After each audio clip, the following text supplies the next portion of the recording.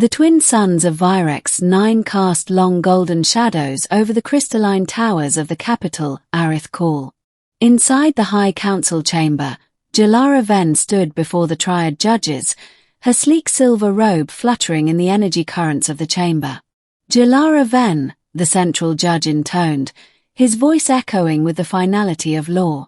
As per House Decree 998X, with the death of your husband, Commander Koth Ven, you must remarry within 3 Virexian days, or forfeit all inheritance, assets, and householdings. Jalara's face remained stoic, but her pulse surged. There must be an exception. Koth was murdered. By trial of combat, another judge interrupted. Legal. Honorable. His rival bested him. You know the law. You have 3 days. Her jaw clenched. Understood. She turned and exited, each step echoing her doom. Without a spouse, she would lose everything. Her home, her power, and the safety of her late husband's hidden research, which, if found, could ignite another galactic war. And worst of all, the rival who defeated Koth, General Carthrex, was circling like a predator, offering his hand in marriage. She would never bend to him. That left only one option. 2. Earth, unremarkable and necessary. Nate Palmer was wiping down the counter of his coffee shop in Brooklyn when his smartwatch buzzed. Another scam ad probably. Incoming transmission. Virexian interlink request. He blinked. What? The watch screen glitched, then shimmered. A face appeared, pale lavender skin, dark eyes like twin galaxies, and an expression both noble and desperate. Are you Nathan Palmer of Earth? Nate nearly dropped the watch. Who the hell? I am Jalara Ven. I am in need of a husband. You have been selected. There was a moment of stunned silence, followed by the quiet hiss of the espresso machine in the background. This a prank? Like one of those YouTube alien prank things. It is no jest, she replied. You saved Koth Ven's life 2 years ago when his shuttle crash-landed near your orbit station. You are the only non-aligned male in the system he trusted. Yeah, I did. But I didn't think it meant anything. It meant everything. And now, I'm invoking that bond. Marry me. Immediately. 3 Earth days. I will explain everything in person. Nate blinked. Wait, marry you? Yes, she said. Or I lose everything. Including the work your friend died to protect. The call ended. Moments later, a bright rift opened over Central Park, and a sleek starship descended. 3. An unlikely alliance. The ship was less abduction and more urgent limo ride to space. Jalara greeted Nate on board with a stiff bow. He stared at her. This is the weirdest Tinder date ever. I do not know what that is, she replied. But time is short. Virexian law is absolute. I need a legal marriage. Not just a ceremony, an actual registered bond with intent. You will be protected and compensated. So, you're basically offering a cosmic green card marriage. She tilted her head. A crude but functional analogy. Yes. And if I say no? Carthrex wins. He inherits House Ven by default and gains access to forbidden planetary research that Koth died protecting. Nate leaned back in the plush seat. I'm not exactly prime material for galactic royalty. She regarded him. You are kind. You're loyal.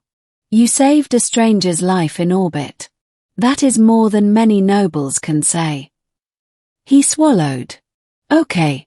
But we barely know each other. We will spend the next 3 days together. If we are incompatible, the bond can be dissolved after 90 cycles. But we must survive until the wedding. Survive? Jalara looked grim. Carthrex won't just watch me win. He'll try to stop us. 4 days of fire and ice. The next 2 days were a blur of chaos. The moment their engagement was announced in the Virexian court, assassination attempts began. Poisoned goblets. Drone attacks. A memory leech disguised as a pillow.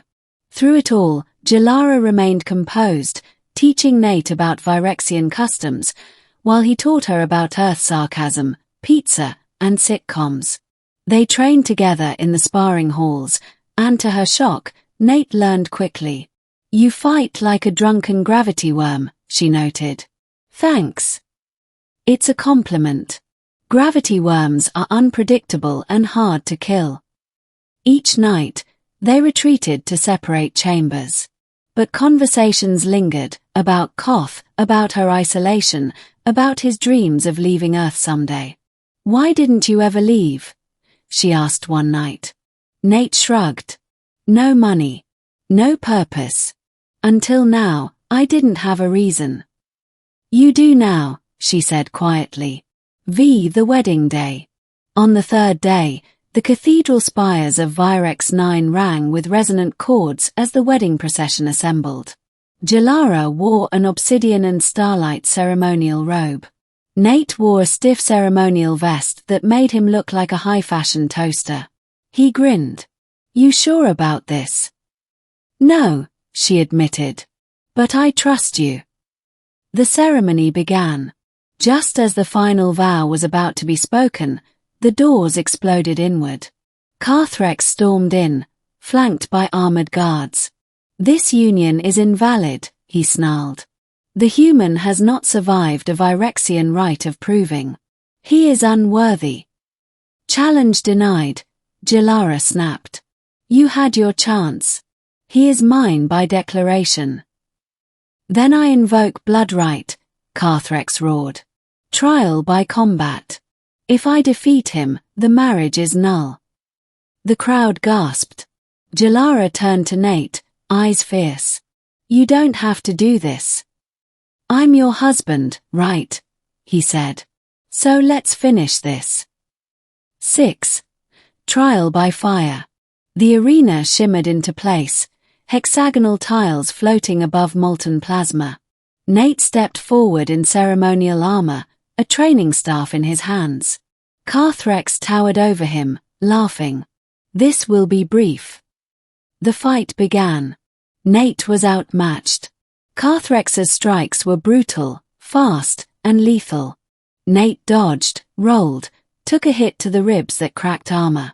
But then he remembered Jalara's training. Unpredictable. Like a gravity worm. He lured Carthrex close, stumbled purposefully, and at the last second, flipped up with all his strength, using Carthrex's own weight to hurl him into a molten pit. Carthrex grabbed the edge. "You, filthy mongrel." Nate stepped forward, panting, and tapped the general's fingers with his staff. Carthrex fell. The crowd erupted. 7. The marriage and the message.